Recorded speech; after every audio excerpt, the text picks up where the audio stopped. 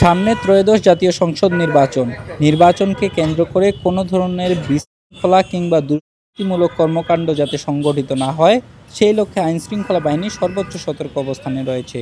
কর্তৃপক্ষের নির্দেশে ঢাকা শহরসহ দেশের বিভিন্ন গুরুত্বপূর্ণ স্থানে একযোগে পরিচালিত হচ্ছে চেকপোস্ট কার্যক্রম। সামনে নির্বাচন আছে, এই নির্বাচন কেন্দ্রিক কেউ যাতে কোনো ধরনের দুর্ঘটনা বা কোনো ধরনের কোনো কার্যক্রম করতে না পারে, সেজন্য আমরা আমাদের কর্তৃপক্ষের নির্দেশে সারা ঢাকা শহর সহ দেশের বিভিন্ন জায়গায় আমাদের এই চেকপোস্ট একযোগে অনুষ্ঠিত হচ্ছে, প্লাস আমাদের মোবিলাইজেশন ড্রিল হচ্ছে। সামনে যে নির্বাচন আসছে সেগুলো নিয়ে আমাদের এগুলো চলমান আছে।